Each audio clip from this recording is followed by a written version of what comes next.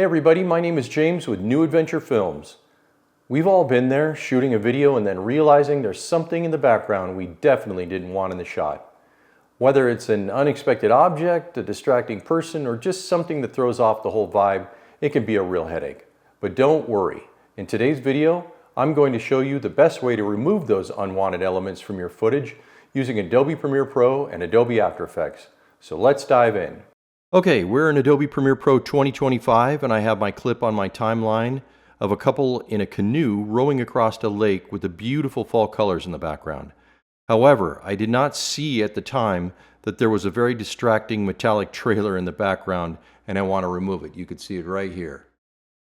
As we play the clip forward, you could see it's moving in the scene as well as the canoe moving and the water moving. So we got to find a way to remove it. So the first thing we want to do is right click on the clip and we want to select Replace with After Effects Composition. This is going to open up Adobe After Effects. Alright, we can see this box appear at the top. We want to title our project in After Effects. Let's just call it M-E-T-A-L-I-C-T-R-A-I-L-O-R, Metallic Trailer. I don't know if that's spelled right or not. But we want to make sure we save it in the same folder that we saved our original file in, which it is. How to remove objects, and hit save. Okay, this is going to take a minute to load, so you could see the green progress bar right here. It's going to slowly move its way across, and we're going to wait for that to be done loading. Alright, once saved, click on your clip, which is right here. And then go to the pen tool at the top right up here. We want to create a mask around the silver metallic trailer by clicking on the left mouse button. We're just going to make a box around it for right now, like that. So the next step is we want to go back and select mask right here. And we want to subtract. And you can see the scene come up and we could see our mask right here over the trailer. And the next thing we want to do is click on this little stopwatch right here. And we want to follow the mask path by scrubbing the playhead over it and making sure it covers up the trailer. So as we go here, it seems to be covering it up. Oh, we missed it there. You can see at the very top right here, it's not covering it up. So we're going to go back a little bit till it is. And we're going to extend this, move it over till it covers it. And then again.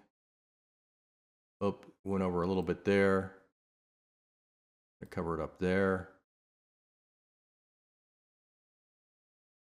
Oops, covering it up. Not covering it up there. Move it over. And you can see every time I do that, it's adding a little diamond to the timeline where it moved the mask over. Let's go a little bit further.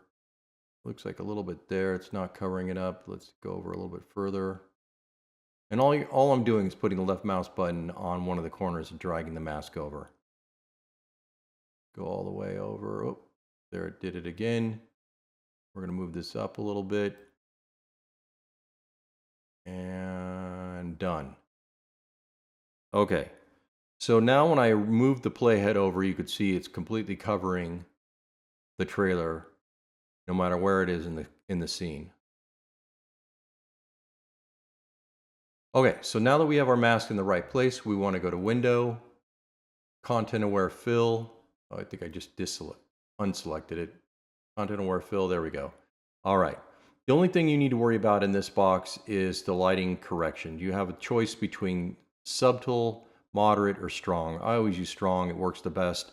And what it's doing is it's looking for the right lighting as this trailer is moving across the scene.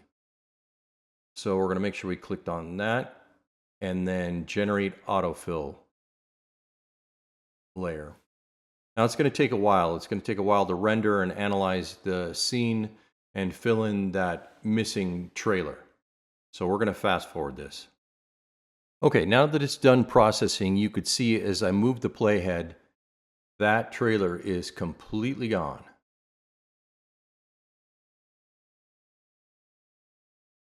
Perfect. Okay, now since Adobe Premiere Pro and After Effects are linked, you can just save your project in After Effects, which we're going to hit up File, Save.